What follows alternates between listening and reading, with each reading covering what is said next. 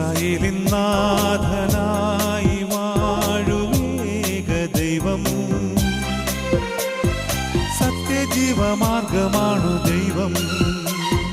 മർത്യനായി ഭൂമിയിൽ പിറന്നു സ്നേഹദൈവം, നിത്യജീവനേകിടുന്നു ദൈവം.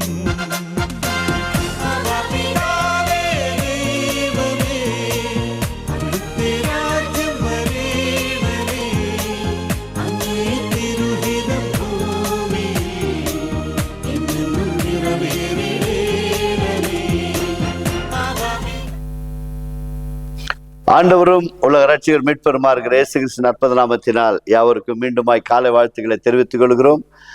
இன்றைக்கும் வாழ்வுதரும் உணர்வு வழியாய் உங்களை சந்திப்பதில் மிக்க மகிழ்ச்சி அடைகிறோம்.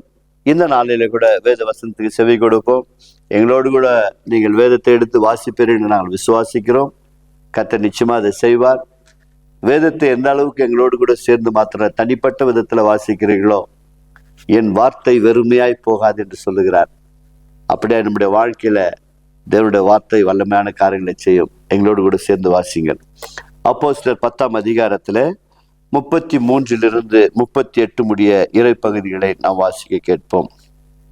அந்தபடியே நான் உடனே உம்மிடத்திற்கு ஆள் அனுப்பினேன். நீர் வந்தது நல்ல காரியம்.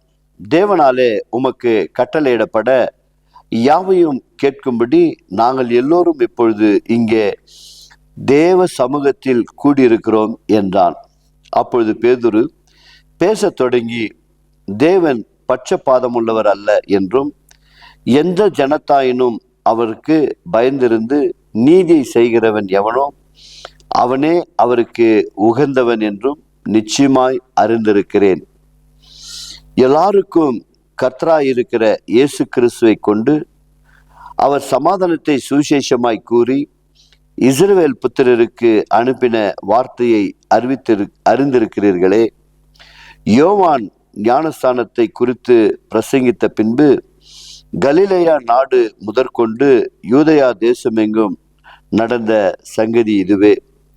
நசரேயனாகிய இயேசுவை தேவன் பரிசுத்தாவினாலும் வல்லமையினாலும் அபிஷேகம் பண்ணினார்.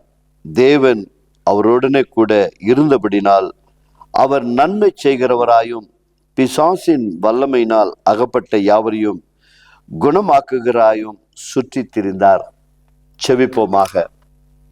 கிருபையுள்ள நல்ல ஆண்டவரே, தேவன் பட்சபாதம் உள்ள ஜாதி இன மதம் எதையும் பார்க்காமல் மனித குலத்தை தன்னுடைய சாயலாய் படித்தபடியால் எல்லா மனிதனும் தேவனுடைய ஆசீர்வாதத்தை பெற்றுக்கொள்ள வேண்டும் என்று சொல்லி உம்மை அறியாது இருந்த கொர்நேலியு வீட்டுக்கு தன்னுடைய ஊழியக்காரனை அனுப்பி வைத்து அந்த குடும்பத்திலே ஆண்டவரே சத்தியத்தை அறிவிக்கும்படி கிருபை செய்தவரே, இந்த வேத வசனத்தை எல்லாம் வாசிக்கும் பொழுது இந்த நிகழ்ச்சியை யாரெல்லாம் பார்த்து கொண்டு இருக்கிறார்களோ ஒவ்வொரு குடும்பத்திலும் இந்த ஆசீர்வாதம் கடந்து போகட்டும் அப்பா.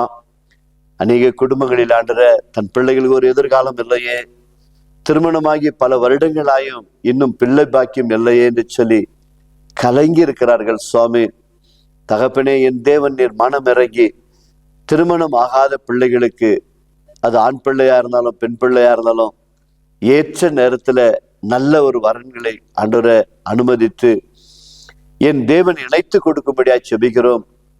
கர்த்தர் ஆசீர்வதிக்கும்படியா செபிக்கிறோம்.